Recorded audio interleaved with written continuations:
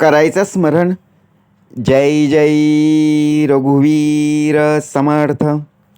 श्री समर्थ कृपेने एक सुंदर असा बोध, एक सुंदर असं श्रवण आपल्याला प्राप्त झालेलं आहे. या श्रवणाच्या माध्यमातून उत्तमाचं सामर्थ्यसुद्धा समर्थांनी प्राप्त करून दिलेलं आहे. बघा प्रत्यक्षपणे भाग कसा दिलेला आहे, नक्कीच श्रवण करूया. समर्थ म्हणाले, प्रत्येक वेळेला आपला अपमान होत असतो. अपमान का होतात? अपमानाचा बदला कसा घ्यायचा?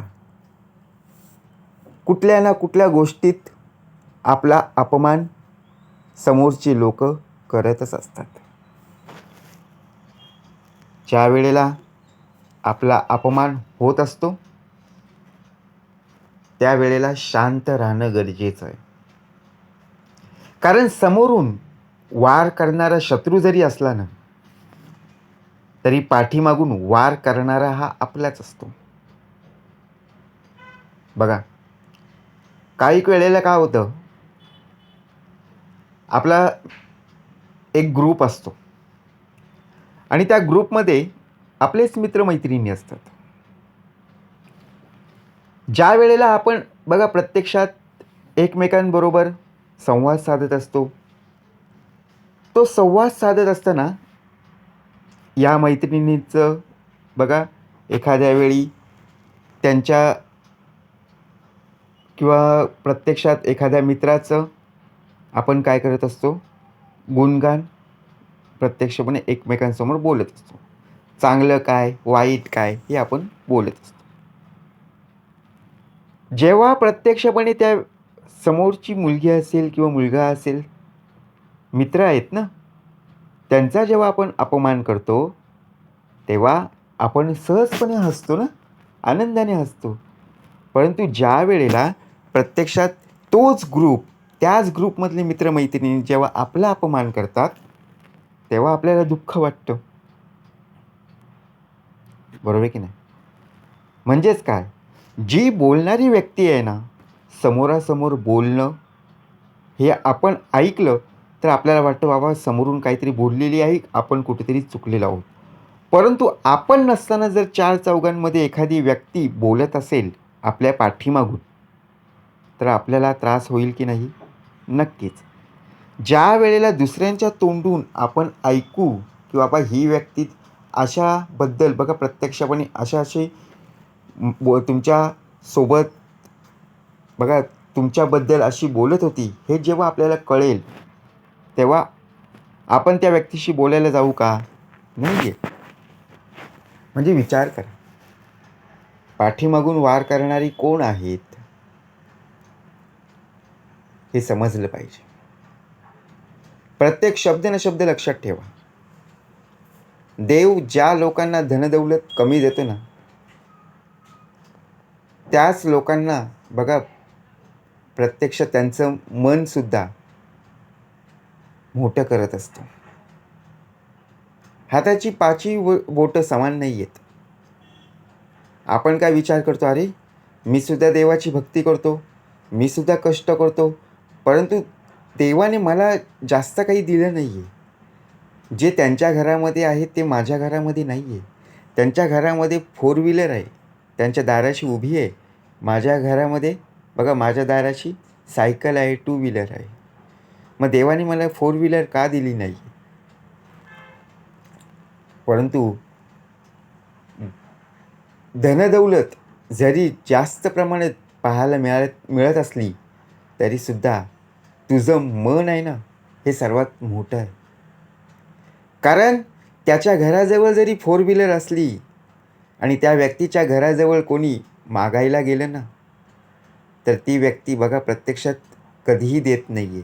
परंतु तुझ्या दारी सायकल आहे, 2 व्हीलर आहे आणि तुझ्या घरात बघा प्रत्यक्ष दाराजवळ कोणी मागायला आलं तर लगेच जे आहे ते नक्कीच तू तुझ्या पद्धतीने देत असतो. हे तुझं मन मोठं आहे. विचार कर. आपला अपमान जिथे जिथे होत असतो त्या ठिकाणी आपण सावध असणं गरजेचं आहे. कारण प्रत्येकाच्या आयुष्यात एक धडा आपल्याला पाहायला मिळत असतो. परंतु सगळेच ते धडे मोठ्याने कधी वाचून दाखवतात का? नाही आहे. आपण लहानपणापासून आत्तापर्यंत संपूर्णपणे आपला धडा वाचत आलेलो आहोत. आपल्या आयुष्यात काय झालं आहे, काय चालू आहे आणि काय होणार आहे. बरोबर की नाही? तो धडा संपलेला नाही आहे. धडा संपतो केव्हा? जेव्हा आपल्या आयुष्याचे शेवटचा दिवस असेल तेव्हाच. समाप्त. परंतु अजून आपण धडे लिहीत आहोत. परंतु ते धडे ज्याप्रमाणे आपण बघा प्रत्यक्षपणे पाहतोय, तेच धडे लोकांनी ऐकले पाहिजे, वाचले पाहिजे. अशा प्रकारे आपण आपल्या आयुष्यात धडा लिहायचा आहे. आपण नाही बघा प्रत्यक्षपणे एखाद्या दुकानात जातो, लायब्ररीमध्ये जातो, ग्रंथालयामध्ये जातो, अनेक प्रकारच्या लोकांची बघा प्रत्यक्षपणे पुस्तके वाचतो. का? कारण त्यांनी त्यांच्या आयुष्यात उत्तम प्रकारे कार्य केलेली आहेत. त्यांचे धडे आपण वाचत असतो. मग आपल्या आयुष्यातला धडा कोणीतरी लोकांनी वाचला पाहिजे. अशा प्रकारे आपल्या हातून उत्तमाचं कार्य घडलं पाहिजे ना. नाही जर आपण कार्य केलं तर नक्कीच आपला अपमान होणार म्हणजे होणार. समर्थ म्हणाले. लोक म्हणतात ना, नातं हे विश्वासावर टिकतं. नातं हे समोरच्याला मनापासून टिकवायचं असेल तेव्हाच ते टिकत असतं. बोलून कधी नाती टिकत नसतात हो. नाती ही आतून टिकवावी लागतात. कारण कसं असतं, एखादा शब्द जरी वाईट निघाला ना, जी नाती आहेत ती सुद्धा तुटली जातात. बरोबर की नाही? ज्याप्रमाणे वाद होईल नात्यात, म्हणून सत्यालाही दाबून ठेवावं लागतं. बरोबर की नाही? एखादा सत्यपणा लपवण्यासाठी सुद्धा बघा प्रत्यक्षात आपण काय विचार करणार? जर आपण सत्याने बोलायला गेलो तर नक्कीच आपल्या या नात्यांमध्ये वाद होईल. म्हणून तो सत्यपणा दाबून ठेवावा लागतो, लपून ठेवावा लागतो. आणि त्याचप्रमाणे आपला अपमान होईल म्हणून काय करत असतो, आपण ते लपवत असतो. परंतु समर्थ म्हणाले, शेवटी सत्याचाच विजय होणार आहे. आपण असत्य काय करत असतो, बाहेर दाखवत असतो आणि सत्य लपवून ठेवत असतो. लोक खरंच खूप लवकर बदलतात हो. कारण लोकांच्यामध्ये बदल लवकर जरी पाहायला मिळत असले तरी आपण त्या काळाप्रमाणे बदलत नाही. आपल्याला खूप उशीर लागतो. कारण काल ज्यांना आपली काळजी होती, गरज होती, आज त्याच लोकांना आपली गरजही नाही आहे. आपल्याला जी लोक विचारत होती ती लोक बघा आपल्याला आता विचारत सुद्धा नाही आहेत. मग आपण कुठे कमी पडलो? समर्थ म्हणाले, का आपली किंमत कमी झाली? बरोबर की नाही? म्हणून काळानुसार आपण बदललं पाहिजे. शेती असो किंवा नोकरी असो किंवा व्यवसाय असो, मनापासून करणं, त्यामध्ये गुंतलं तर प्रत्यक्षात बघा ज्या प्रकारे मनापासून एखादं कार्य करणं हे आनंददायी पाहायला मिळत असतं. परंतु नुसते शेती आहे, त्या शेतामध्ये काहीही आपण कष्ट केले नाही.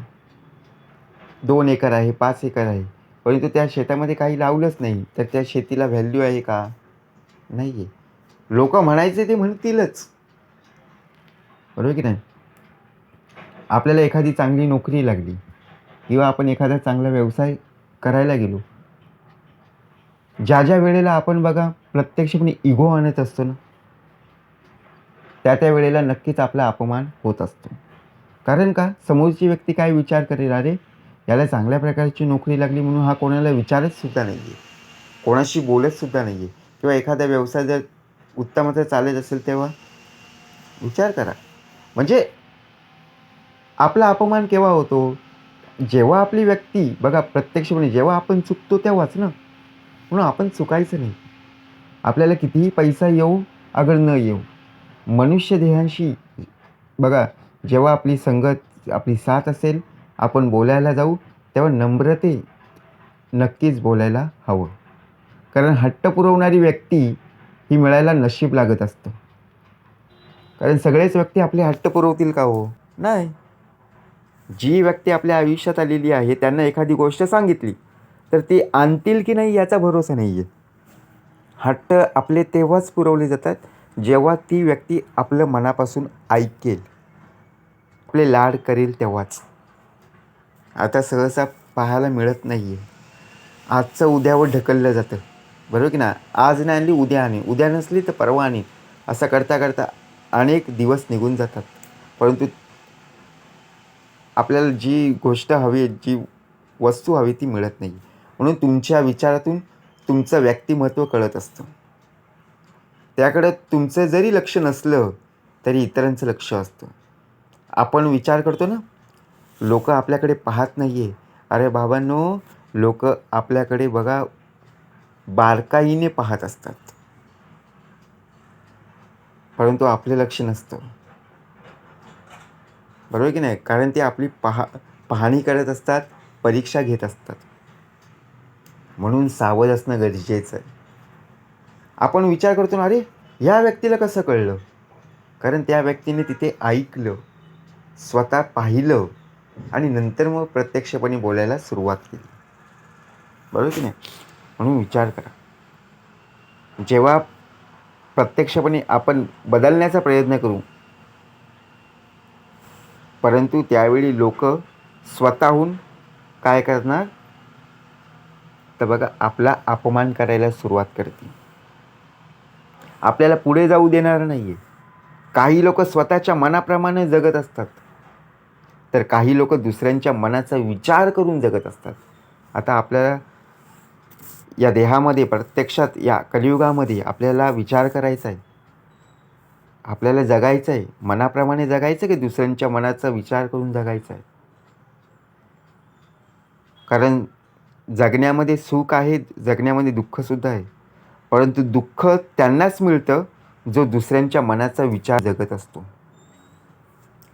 दुसऱ्यांच्या मनाचा विचार करून जगणं, बघा प्रत्यक्षात आलेलं दुःख त्याला सामोरी जाणं. कोणाच्या आयुष्यात सुख नाही आहे, कोणाच्या आयुष्यात दुःख नाही आहे. सर्वांच्या आयुष्यात सुखदुःख आहेतच ना. आज सुखाचा दिवस पाहायला मिळाला तर उद्या दुःखाचा दिवस आहेतच. आज जरी दुःखाचा दिवस पाहायला मिळाला तर उद्या सुखाचा दिवस आहेतच.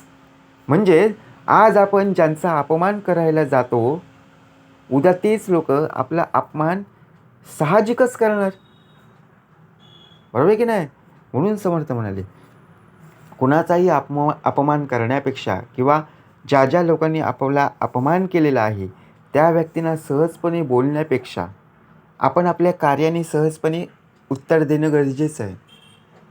जर आपण त्यांचा अपमान करायला गेलो तर शेवटी आपली किंमत शून्यच आहे ना. कारण समोरच्या व्यक्तीने आपला अपमान केला, आपण त्यांना बघा प्रत्यक्षपणे त्यांचा अपमान केला, काय मिळालं? काहीच नाही आहे. ज्या वेळेला त्यांनी जो आपला अपमान केलेला आहे त्यांना जेव्हा आपल्याला उत्तर द्यायचं असेल, ज्या वेळेला प्रत्यक्ष आपण कार्यातून आपल्या कृतीतून जेव्हा देऊ ना, तेव्हा त्यांची किंमत बघा, त्यांच्याकडे असा दृष्टिकोन असेल की त्यांच्याकडे पाहण्यामध्ये आणि विचारांमधील दुर्लक्षच पाहायला मिळेल. त्यांना कोणी विचारणारसुद्धा नाही आहे, त्यांची किंमतसुद्धा कमी पाहायला मिळेल. म्हणून आपल्याला असं जगायचं आहे की जेणेकरून आपली किंमत वाढली जाईल. म्हणून अपमान करताना विचार करा आणि नंतरच प्रत्यक्षपणे कृतीमध्ये बदल करा. जय जय रघुवीर समर्थ.